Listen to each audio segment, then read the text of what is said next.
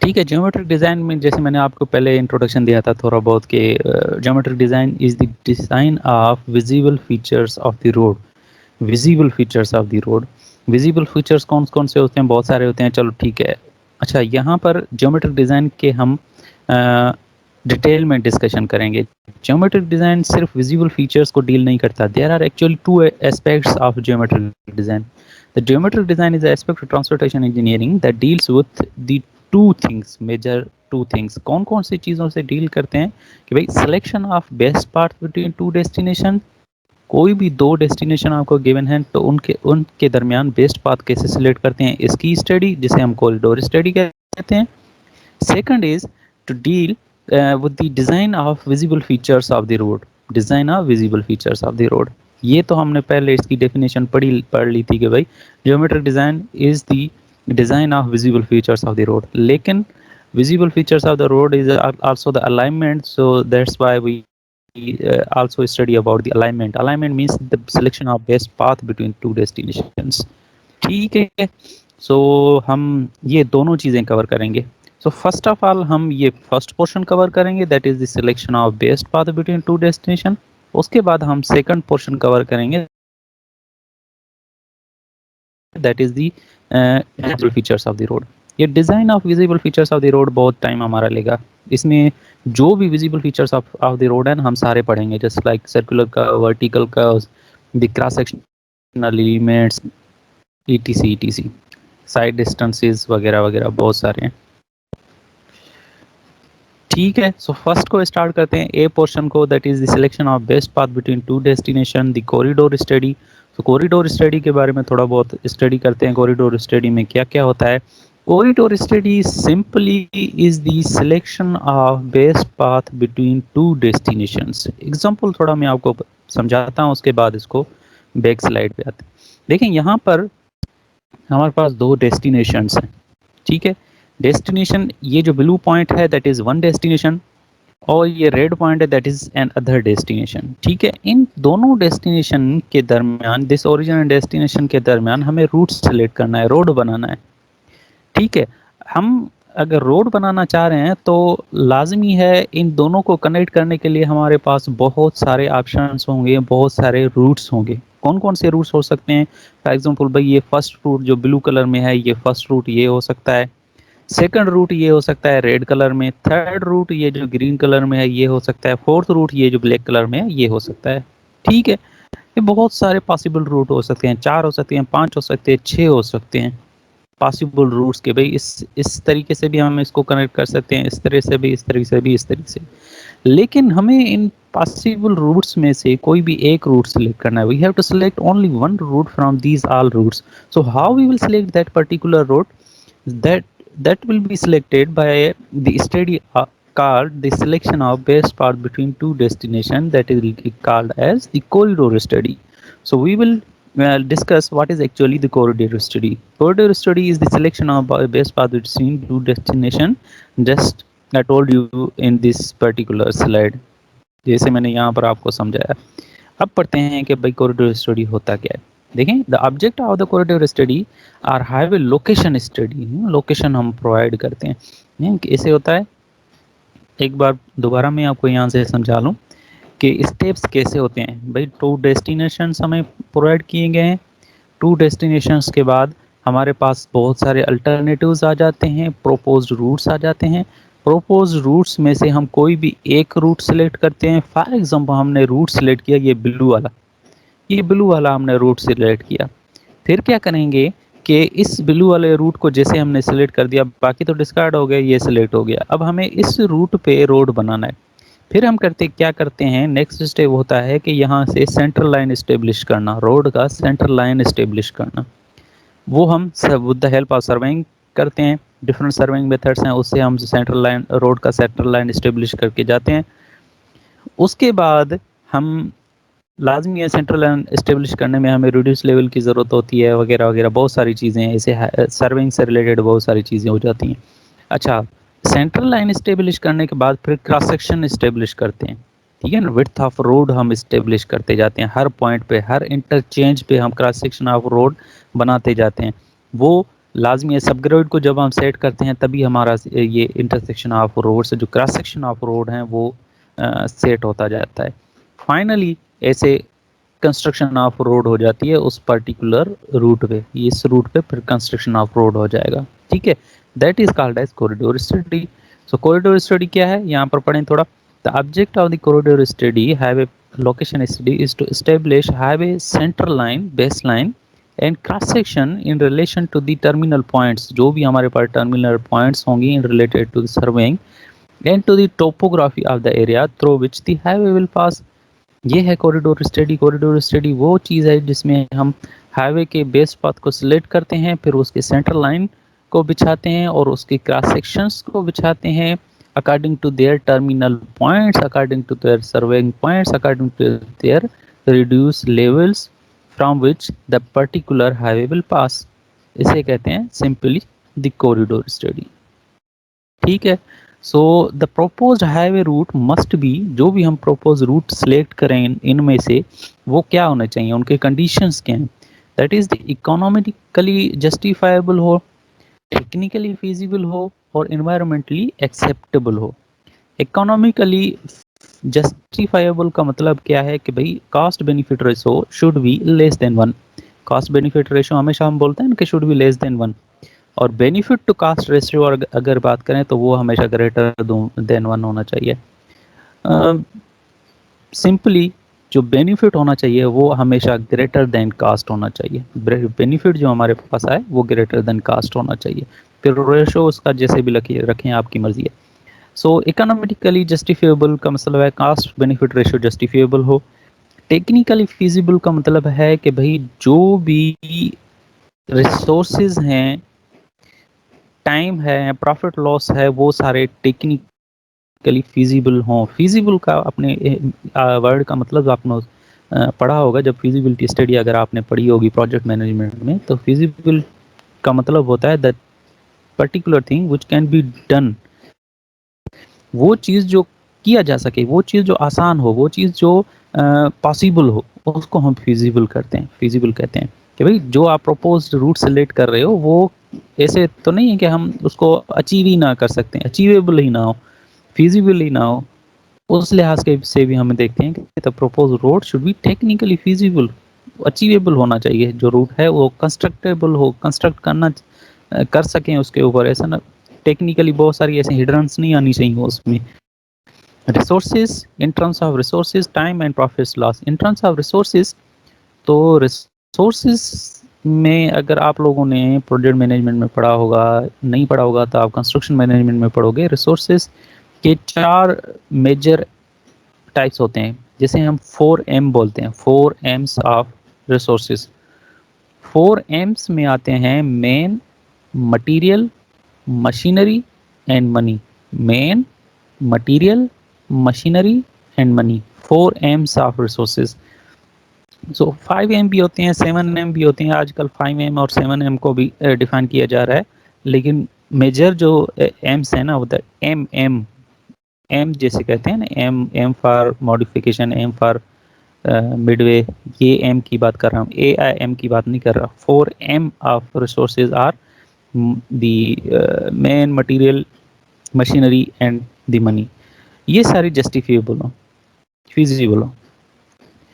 उसके बाद है इन्वायरमेंटली एक्सेप्टेबल। इन्वायरमेंटली एक्सेप्टेबल का मतलब है कि वो इन्वायरमेंटल को भी पॉल्यूशन काज ना करे जो भी प्रोपोज रूट हम सिलेक्ट करते हैं। ये इन्वायरमेंटली एक्सेप्टेबल हमें कैसे पता चलेगा कि that proposed route is environmentally acceptable? We will decide that, we will check अच्छा, we will check the environmental impact assessment of the road।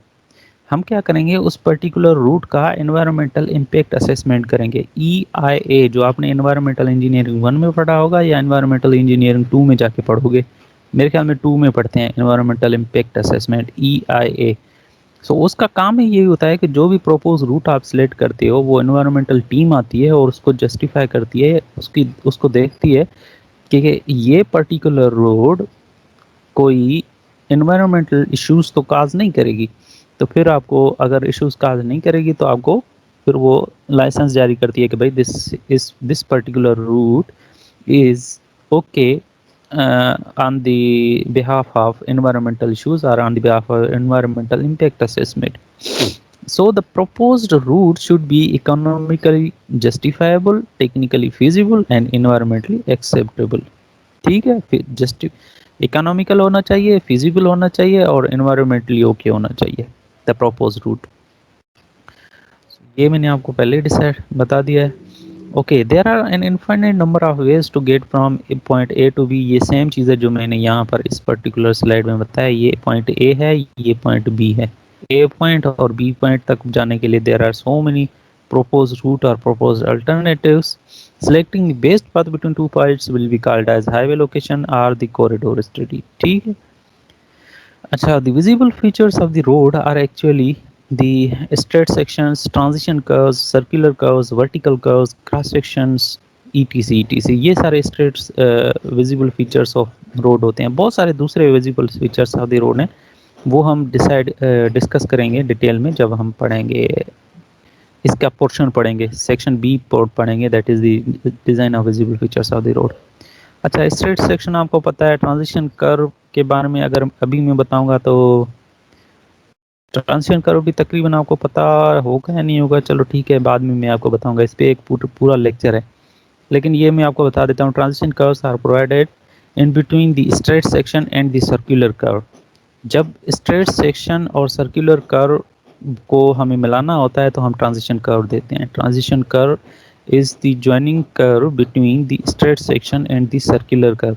जब हम स्ट्रेट सेक्शन से सर्कुलर कर्व की तरफ मुड़ रहे होते हैं तो वो मुड़ रहे होते हैं ना, जहाँ पर उस पोर्शन को हम ट्रांजिशन कर्व कहते हैं। Transition curve is used to provide gentle direction to the vehicles for entering into the circular curve. इसका बहुत ज़्यादा कॉन्सेप्ट है, वो मैं आपको अच्छे तरीके से दूंगा जब मैं आपको ट्रांजिशन कर्व्स पढ़ाऊंगा। Okay, visible features of roadway must be connected with each other to design a road that provide the easy flow of traffic while meeting design criteria and safety standards। हर जो भी visible features of the road हैं वो अच्छे तरीके से दूसरे visible feature से connected होने चाहिए ताकि फ्लो ऑफ ट्रैफिक प्रॉपर हो, और जो फ्लो ऑफ ट्रैफिक है वो डिज़ाइन क्राइटेरिया से और सेफ्टी स्टैंडर्ड से मीट करे। बिल्कुल, जो भी visible features of the road हैं, हॉरिजॉन्टल कर्व्स हैं, वर्टिकल कर्व्स हैं, क्रॉस सेक्शन है, हर के सारे एक दूसरे से कनेक्टेड होने चाहिए, because these are the parts of highway. Highway के पार्ट्स एक दूसरे से कनेक्टेड नहीं होंगे तो वो क्या फायदा उसका। तो these should be connected with each other for the easy flow of traffic, and also they should meet the design standards and design criteria.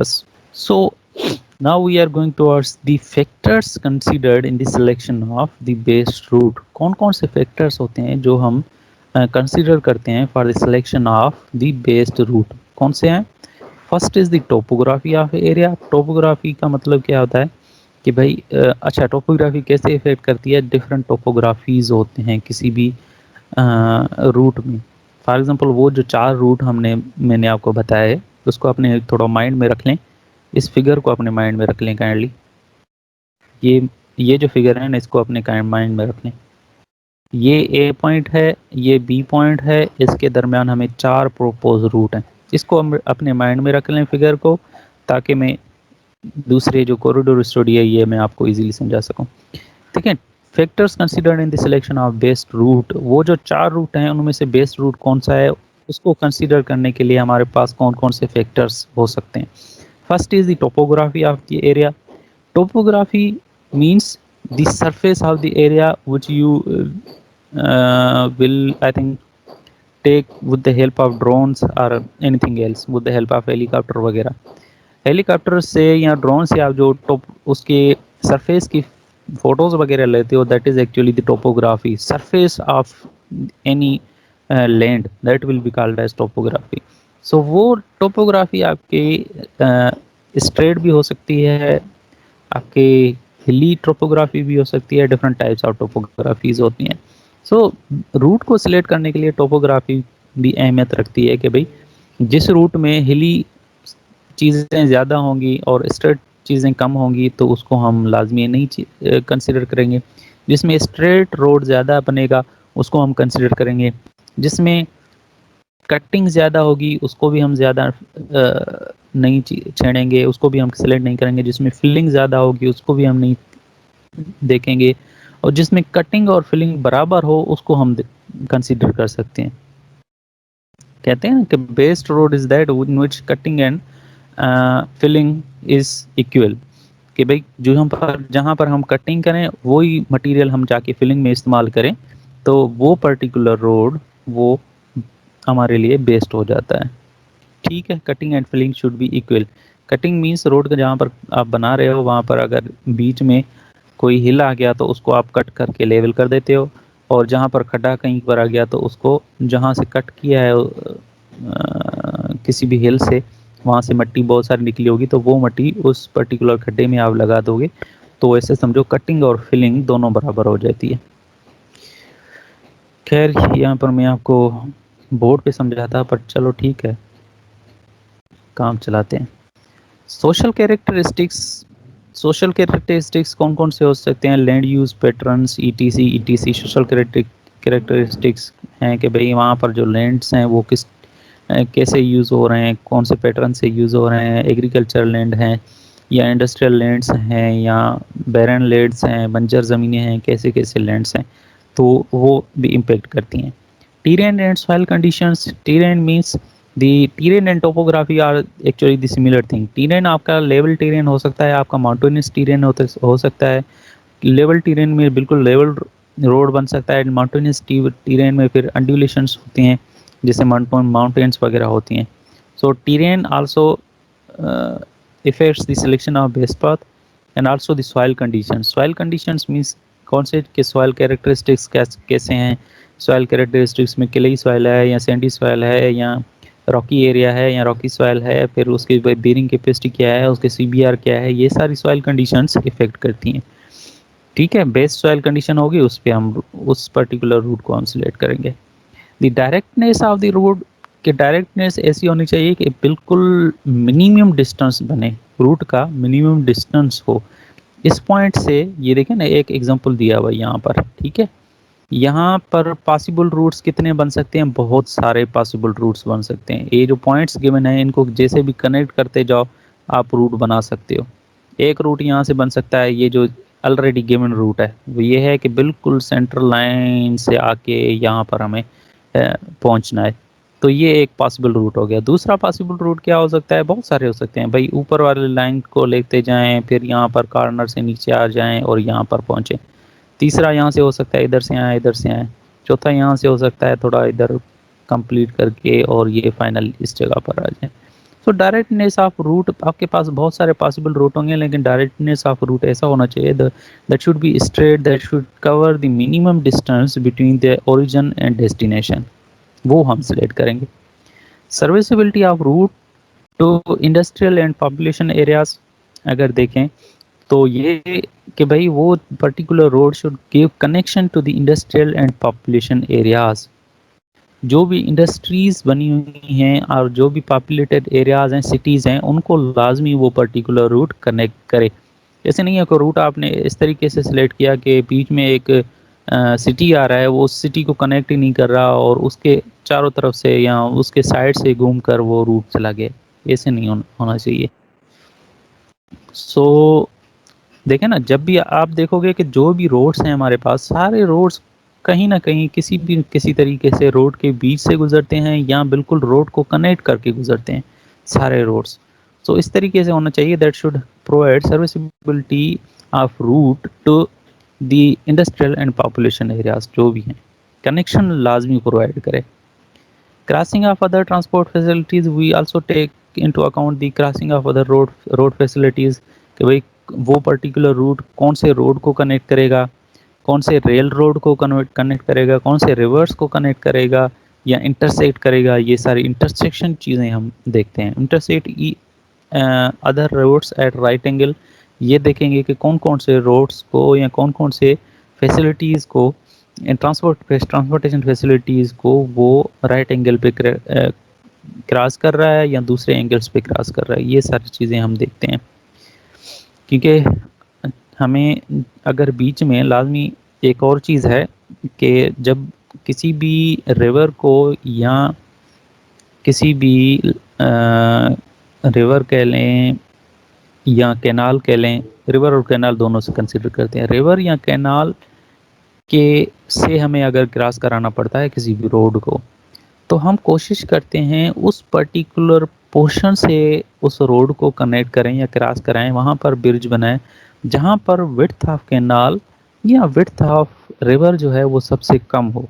जहाँ पर विड्थ ऑफ कैनाल और विड्थ ऑफ रिवर कम होगा वहाँ पर हमारे ब्रिज की length कम हो जाएगी और कंस्ट्रक्शन कास्ट रिड्यूस होगा। इसलिए हम जब रूट सेलेक्ट करते हैं तो वो पॉइंट ज़रूर अपने अकाउंट में देखते हैं कि वो कौन सा पर्टिकुलर विड्थ का पोर्शन है उस रिवर का या उस पर्टिकुलर कैनाल का, जहाँ से हमारी लेंथ कम पड़ेगी और हमारी कंस्ट्रक्शन कॉस्ट में रिडक्शन आएगा। तो ये सारी चीज़ें हमें देखनी पड़ती हैं ट्रांसपोर्टेशन फैसिलिटीज़ के हिसाब से।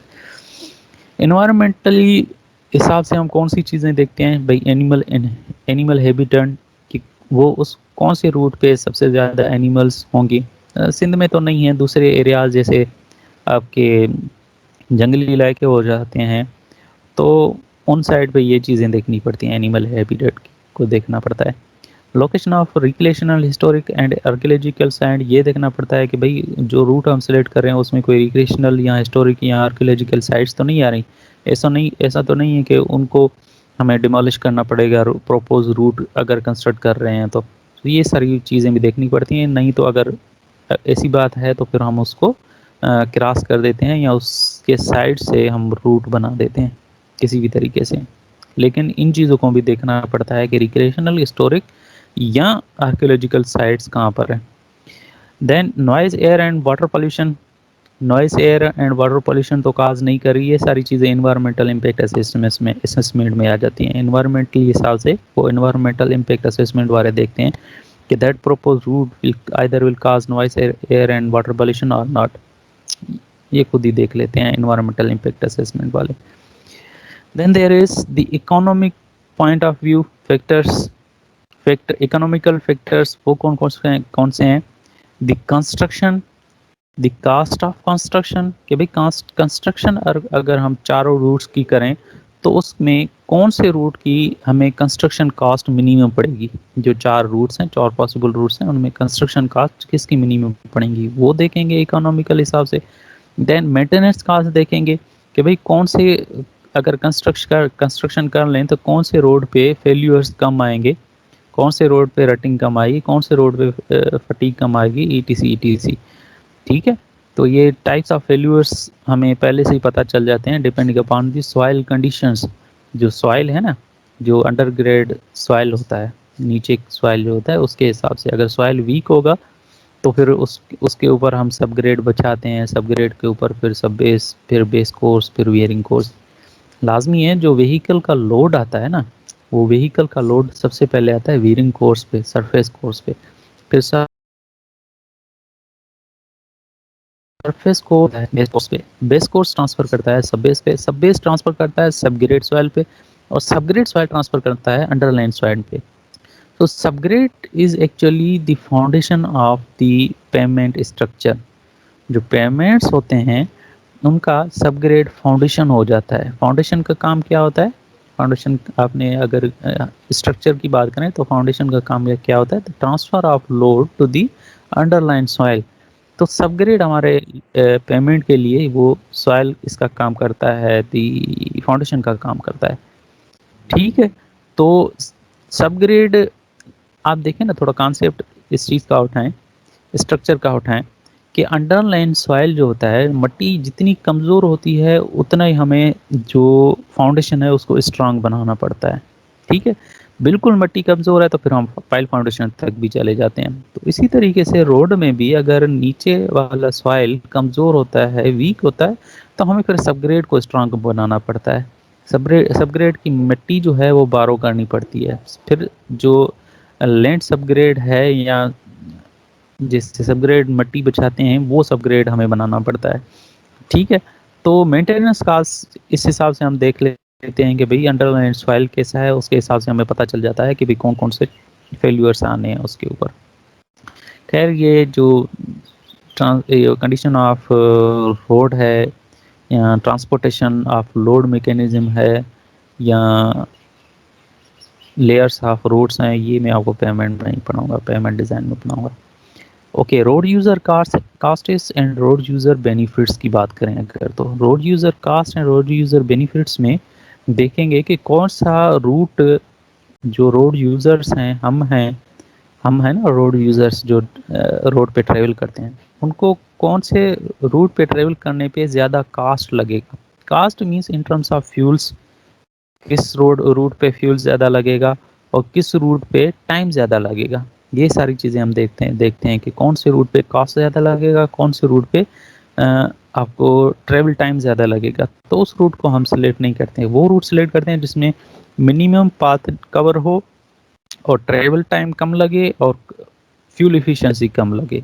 लेकिन लाजमी है बाकी सारे जो फैक्टर्स हैं उनको भी हम अपने माइंड में रखते हैं। Next is adverse effects such as dislocation of people और बिजनेस।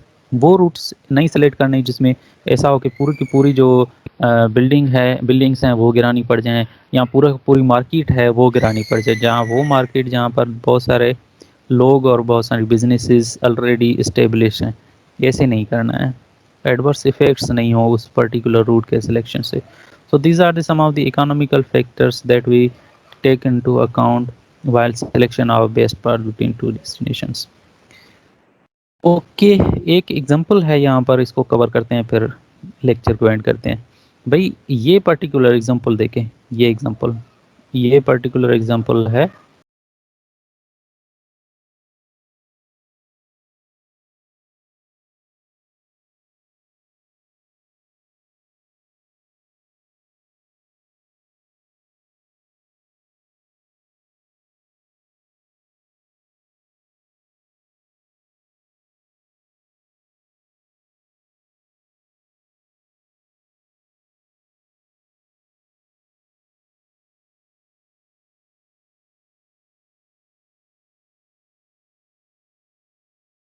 ओके, तो यहाँ पर हमें दो सिचुएशंस हो सकती हैं, दो तरीकों से हम इसको कनेक्ट कर सकते हैं। एक तो यहाँ से इसको स्ट्रेट कनेक्ट करें, यहाँ से स्ट्रेट कनेक्ट करें इस बी के साथ। इसको अगर स्ट्रेट कनेक्ट करते हैं तो यहाँ पर हमें ब्रिज बनाना पड़ेगा, इस पर्टिकुलर जगह पे हमें ब्रिज बनानी पड़ेगी, ठीक है। दूसरा रूट क्या है कि भाई यहाँ से हम रूट सेलेक्ट करें, यहाँ से जाएं और इस पर्टिकुलर बिट करवाएं यूजर्स को, और उसके बाद इस बी पे कनेक्ट करवाएं, ठीक है। इन दोनों सिचुएशन को अगर हम एनालाइज करें तो दोनों सिचुएशन में कुछ एडवर्स इफेक्ट्स हैं। वो क्या हैं कि अगर ये इस पर्टिकुलर पाथ को सिलेक्ट करते हैं, स्ट्रेट पाथ को सिलेक्ट करते हैं, तो यहाँ पर हमें ब्रिज बनाना पड़ेगा, और ब्रिज की जो कास्ट होती है, कंस्ट्रक्शन कास्ट बहुत ज़्यादा होती है, बहुत ज़्यादा होती है।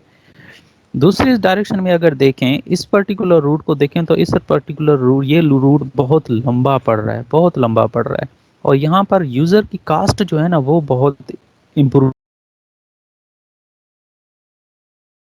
हो रही है। अगर यूज़र कास्ट और कंस्ट्रक्शन कास्ट की बात करें, यूज़र कास्ट और कंस्ट्रक्शन कास्ट की बात करें, तो ये जो रूट है, स्ट्रेट रूट है, इसमें कंस्ट्रक्शन कास्ट इंक्रीज हो रहा है लेकिन यूज़र कॉस्ट डिक्रीज हो रहा है, क्योंकि यूज़र जो है डायरेक्टली यहाँ से यहाँ तक पहुँच जाएगा, इसका टाइम भी कम लगेगा, और जो इसका जो फ्यूल इफिशिएंसी है वो भी कम लगेगी, ठीक है।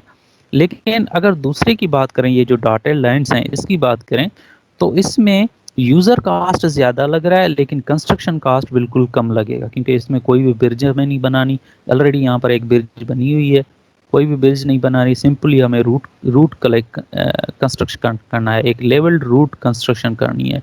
तो उसमें कंस्ट्रक्शन कास्ट कम आएगा लेकिन यूज़र कास्ट यहाँ पर बढ़ रहा है क्योंकि ये रूट बहुत लंबा हो रहा है। तो अब इन दोनों रूट्स को, हम प्रोपोज रूट को एनालाइज करेंगे कि which is the best route. फिर हम ये कैसे सेलेक्ट करेंगे which is the best route between these two destination. हम ये डिफरेंट स्टडीज़ करते हैं, जो हमने फैक्टर्स पढ़ के आए हैं, जो भी फैक्टर्स पढ़ के आए हैं। अब इन फैक्टर्स में से एक मेजर फैक्टर है, दैट इज़ द फंड्स, ठीक है। फंड्स जिस हिसाब से होंगे ना, उस हिसाब से फिर हम कंस्ट्रक्शन करेंगे। अगर हमारे पास फंड अवेलेबिलिटी ऑफ फंड्स ज़्यादा है तो फिर हम यहाँ पर ब्रिज बना देंगे सिंपली। अगर ब्रिज बना दे तो फिर हमारे पास यूज़र की कॉस्ट और जो यूज़र कास्ट है वो बिल्कुल रिड्यूस हो जाएगी। अगर हमारे पास अवेलेबिलिटीज ऑफ फंड्स हैं, तो फंड्स नहीं है तो हम फिर ये दूसरा रूट सेलेक्ट करेंगे। तो इस तरीके से हम एनालाइज करते हैं किसी भी रूट की सिलेक्शन को, a between the origin and destination के कौन सा रूट हम सिलेक्ट करें। एक और एग्जांपल है हमारे पास, ये एग्जांपल देखें, हमारे पास ये पर्टिकुलर कंडीशन है। कौन सा कंडीशन है? ये कंडीशन, ठीक है। ये रेक्टेंगुलर में एक कंडीशन है जिसमें ये एक ए पॉइंट है और ये है बी पॉइंट। इन दोनों पॉइंट्स को हमें कनेक्ट करना है किसी भी तरीके से, लेकिन यहाँ पर कुछ हिल्स हैं और कुछ डिप्रेशंस हैं। ये जो टोपोग्राफिकल मैप आपको गिवन है ना, जिसको हम कंटूर मैप कह लें, तो कंटूर मैप में यहाँ पर गिवन है कि भाई इसकी जो हाइट है, इस पर्टिकुलर जो लाइन है इसकी हाइट 600 फीट है, इसकी 400 फीट है, इसकी 800 फीट है, ईटीसी जितनी भी है। तो यहाँ पर हमारे पास हैं हिल्स, बहुत सारे हिल्स हैं। तो अब हम कैसे कनेक्ट करें ए पॉइंट और बी पॉइंट को? तो हमारे पास दो सिचुएशन है। कौन कौन सी सिचुएशन है भाई? ए सिचुएशन हो गई this, first situation is this, जो रेड लाइन है।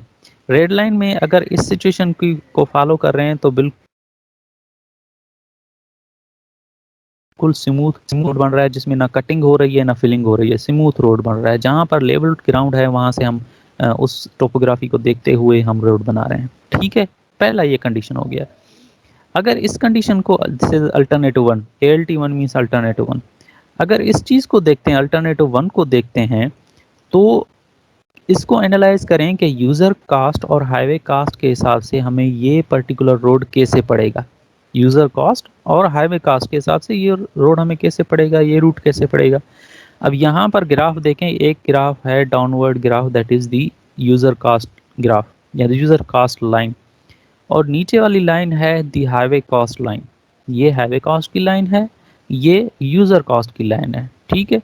तो अब हम देख रहे हैं कि अल्टरनेटिव वन जो है वो हमें यूज़र कास्ट के हिसाब से महंगा पड़ रहा है या आपके हाईवे कास्ट के हिसाब से महंगा पड़ रहा है, ठीक है। तो कैसे देखें, अगर हम अल्टरनेटिव वन की बात करें तो अल्टरनेटिव वन का ग्राफ ऐसे बन रहा है वर्टिकल।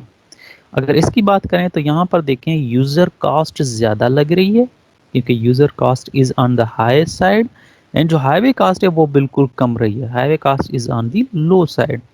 मतलब कहने का मतलब ये कि भाई अगर अल्टरनेटिव वन आप सेलेक्ट कर रहे हो तो उसमें यूज़र कास्ट ज़्यादा लगेगा और जो हाईवे कास्ट है वो बहुत कम लगेगा, ठीक है। यूजर्स को क्या करना पड़ेगा, बहुत लॉन्ग रूट लेना पड़ेगा, जिसमें उसको टाइम भी ज़्यादा लगेगा और उसकी फ्यूल इफिशिएंसी भी ज़्यादा लगेगी। ये अल्टरनेटिव वन है। अल्टरनेटिव टू की बात करें, एक और अल्टरनेटिव है, सेकंड अल्टरनेटिव, वो कौन सा है? ये पर्टिकुलर अल्टरनेटिव, ये अल्टरनेटिव रेड वाला। सेम कंडीशन है, ये भी सेम कंडीशन है, ये भी सेम कंडीशन है। अब इस सेकंड अल्टरनेटिव में हमने क्या किया है कि इस जगह पे ब्रिज बनाएंगे, इस जगह पे हम ब्रिज बनाएंगे, इस जगह पे टनल बनाएंगे और इस जगह पे दोबारा ब्रिज बनाएंगे, ठीक है। ब्रिज, टनल और उसके बाद ब्रिज बनाएंगे। दोनों जो पोर्शन है वो कनेक्ट हो गए, ए और बी कनेक्ट हो गए, स्ट्रेट रोड बन जाएगा, बिल्कुल स्ट्रेट रोड बन जाएगा। यहाँ से यूजर स्टार्ट करेगा, यहाँ पर जाके सीधा सीधा एंड करेगा। अब इस पर्टिकुलर अल्टरनेटिव टू को अंडरस्टैंड करते हैं कि इसमें यूज़र कॉस्ट ज़्यादा लगेगा या हाईवे कॉस्ट ज़्यादा लगेगी, ठीक है। तो ग्राफ बनाते हैं, ये ग्राफ बनेगा वर्टिकल इसका, जिसमें देखें ये पर्टिकुलर वर्टिकल ग्राफ बनेगा इसका अल्टरनेटिव टू का, ठीक है। तो यहाँ पर देखें ये ग्राफ जो जा रहा है, ये लाइन है हाईवे कॉस्ट की और ये जो नीचे वाली लाइन है that is the user cost. तो इस हिसाब से इस पर्टिकुलर अल्टरनेटिव टू में यूज़र कॉस्ट बिल्कुल कम लग रहा है और जो हाईवे कास्ट है वो ज़्यादा लग रहा है। ये जो अगर इसको हॉरिजॉन्टली यहाँ पर कास्ट वाले वर्टिकल कॉलम पे लेके जाएं, यार आपको ग्राफ में बच्चों की तरह समझा रहा हूँ लेकिन तकरीबन आप लोगों को समझ तो आ रहा होगा बिल्कुल इजीली। तो इसमें यूज़र कास्ट बिल्कुल कम लग रहा है और जो हाईवे कास्ट है वो ज़्यादा लग रहा है, ठीक है। एक कॉमन सेंस की भी बात है कि ये इस रूट को अगर हम सिलेक्ट कर रहे हैं तो ये लॉन्ग रूट बन रहा है, लॉन्ग रूट बन रहा है तो इसको जो यूज़र्स है उसको बहुत सारा कास्ट देना पड़ रहा होगा या कास्ट लग रहा होगा। और ये जो रूट है बिल्कुल शॉर्ट रूट है और शॉर्ट रूट में यूज़र को बिल्कुल कम कास्ट लग रहा होगा।